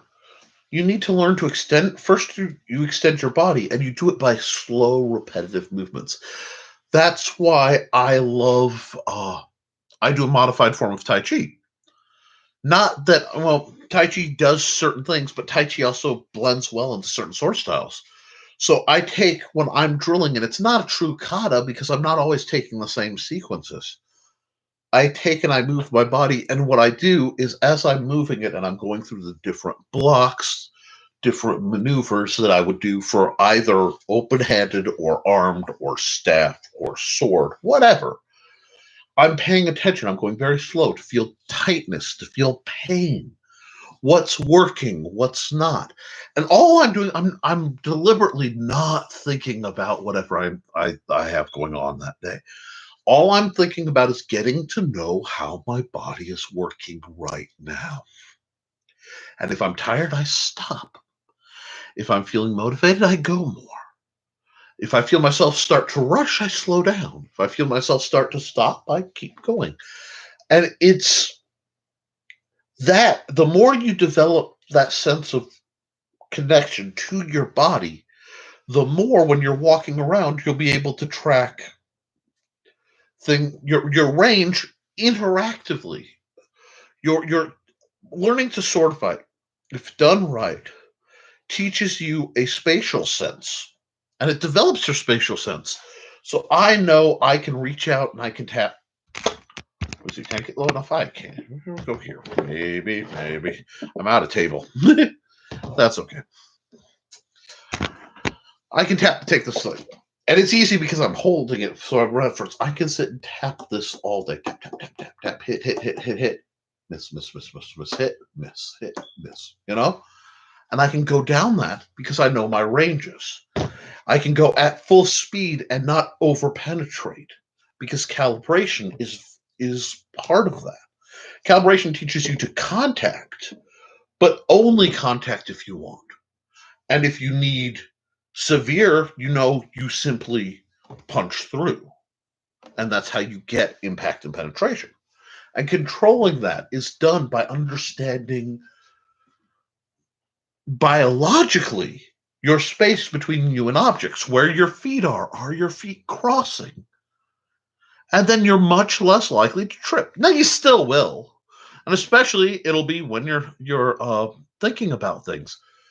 But that's why when I say, okay, we're going to learn to sword fight, let's talk about how you stand. Look, wait, we're not even, but buddy, before you even hold a sword, you don't get to walk yet. I want to see how you stand. And then I'll make subtle adjustments and say, do you feel more comfortable? Less comfortable? Now, a lot of times I will ask a student, let me pull this back down because I feel like I've sunk a bit. Are you comfortable with physical contact? Some people aren't comfortable with physical contact. Some people are very comfortable. Some people I prefer you not use your hand. So it will be stick, move, here, and I'll guide because a lot of the people I work with come with different traumas. And it also helps prevent confusion of intent. Because sometimes it's like you need to widen your legs a bit to expand your base or, do something like that. But so it will be stand. Now we're going to talk about walking. And if you read The Simple Sword, I talk about You don't cross your steps. You don't cross your legs. And I teach the opposite. A lot of people like this gather go. And gathering and going is faster. But if you gather, you narrow your stance first and then widen it. I prefer wide, normal, because it's more stable. And once you learn to walk and then move and maybe even do an odd lunge or something, then you can start to get your foot crossing and things back. And that gets into where I'll be like, okay, this is how to do it. Now, at some point, you will see me move. I move different than you. One, my ankles are physically bent. That means stability for me is in different places than you anatomically. Secondly, I have a lot of different styles I've played around with. So my body's going to do certain things on autopilot that I've taught it to do for 20, 30 years of messing with this kind of stuff. But as you develop it, you will become less and less klutzy and more aware of your surroundings. And as you train yourself to block and parry and avoid things, you will find yourself in the strangest moments, like something falls, you catch it. How the heck did I catch that? I couldn't catch a ball in gym class to save myself. I just doinked that out of the air. Because you're starting to be one. I think my favorite story, I was actually at Pete Pidrak's house, and he has 2 children. They're beautiful. And I mean, sure, they're grown now, but, this was many years ago. And we're working through stuff, and made a joke about being a Jedi. Jedi lightsabers may have been involved, but one of them, his son jumps around the car to ambush me with a Nerf gun. Pop, pop, pop, pop. And as soon as he did, I came around, block, block, block, block, block, and I very gently with the foam on the top of the head. It's like, you blocked that. Mr. Nick, you're a Jedi. And I didn't plan to do any of that. It was all auto. So I'm just looking, I'm as shocked as he is. Okay, one thing I will attempt before I actually begin training a student is teach philosophically and mental conditioning. If they can't grasp those concepts, I know my style of teaching won't work. That's another thing, and something we started earlier that's really important. When you are teaching, there's a lot of responsibility. You have to always be honest. You have to assess. And I don't train people I haven't talked with, I don't get to know. There's a lot of vetting, and it's not gatekeeping. Part of it is this somebody I think will benefit from what I have to say? Is this, and with that, I'll be able to tell often, okay, you're the kind of person I'm going to teach the basics to. I'm going to hand you off to this group because you are meant for this style, whatever, and we're going to go. Just roll with it. Or if there's somebody who's like, it's going to take them a while. Sometimes there's somebody who has control issues. And I'll know that maybe, like, no, you don't spar with anybody but me. And sometimes they take offense at that. Sometimes people, I want to work with them. No. One thing is, when I've taken a student, until I kind of let them loose, because I am very protective of the very start of the martial arts education of this group. Because I try to keep it relatively standardized. And if I let people come in from the outside, they may teach, I'm going to teach you this nifty move. That, yeah, they can use it, but they haven't mastered the basics, so they'll jump to this trick shot, and that will leave a training scar that can be exploited by anybody who's paying any attention. So teach them all the basics, get everybody where they're speaking the Rosetta Stone of the simple sword. Okay, we're going to parry into this, we're going to do that. Get the same linguistics wherever they're from, and then it's okay, go off and play. If you want to learn to fight Buckler, go mess with Trey. If you want knife work, Steve's pretty darn good at knife work, And we go down the line. Double sword, a lot of times I'd let play with my buddy Jason when he was around. He recently had twins. It's so great. But it's redirecting and finding who's doing what where so that they can benefit. And if it works best, I'm walking on the best practices I think I've ever had. Are times where I've got enough people where I've vetted everybody. And I come out and they're playing. And it's fun. And somebody's doing Krav Maga in a corner, and somebody's doing Olympic fencing over on one side, and somebody's knife fighting on the other. Sorry, I've got a bubble in my throat.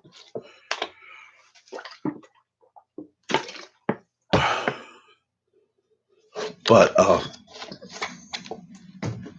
and that's what I want, because as much as I love training people, it shouldn't be about me. It should be about you finding your fight and making your fight better, which is why all my students, after a few years, they pick up some of the same things, but they all fight radically differently. You won't find very often the hardline katana, hardline karate, everybody's in the rows doing the exact same blows, because people of different body types not only will move differently to accomplish things, there are different things that will work better for them. That's why I always say it's about finding your fight.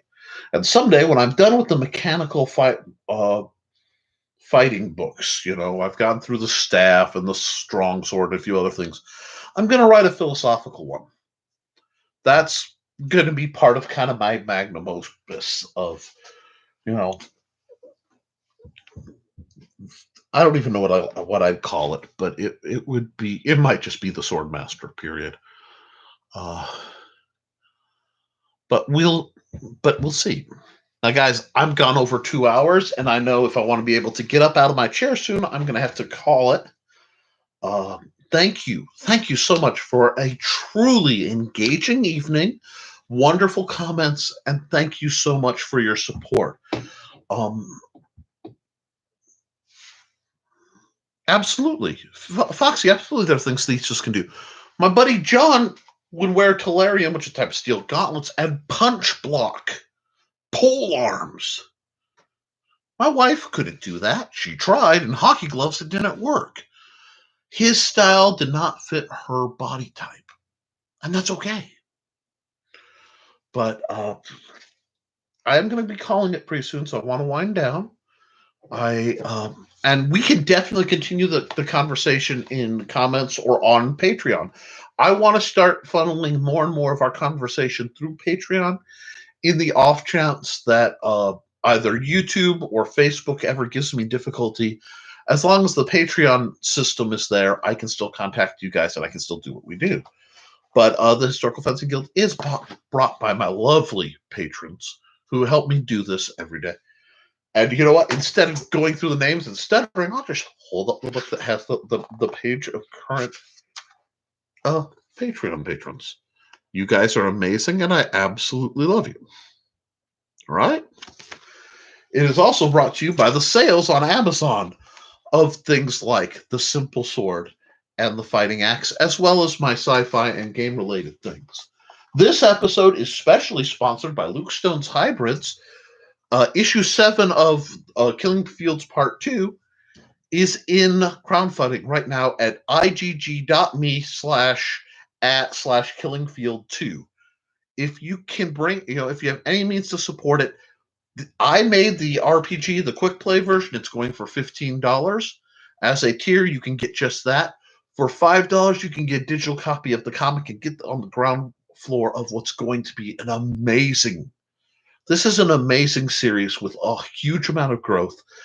It tells the story of people who are descended from the Nephilim and the Greek gods, and their powers are awakening, but as soon as they do, they're kidnapped and disappear. So, it really is an exciting world, and I hope you can look into it. I also want you guys to look up Cindy Kep's Animal Eye. It's on Kickstarter. She's doing her comic book. I'd love for you guys to look into that. Like, share, subscribe. And guys, be good to each other, all right? Start drilling. I want to hear how you guys, especially the Patreon guys, I want to hear how your training and your drilling is going. You know, don't be afraid to throw a video up on the Fencing Guild channel. I want to see what you're doing. And I'm proud of you. We have endured historic times, folks.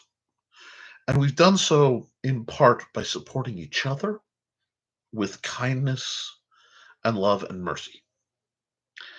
And I want us all to, I want to thank you. And I'm just so proud of who the people I work with are and that I can be of service to you.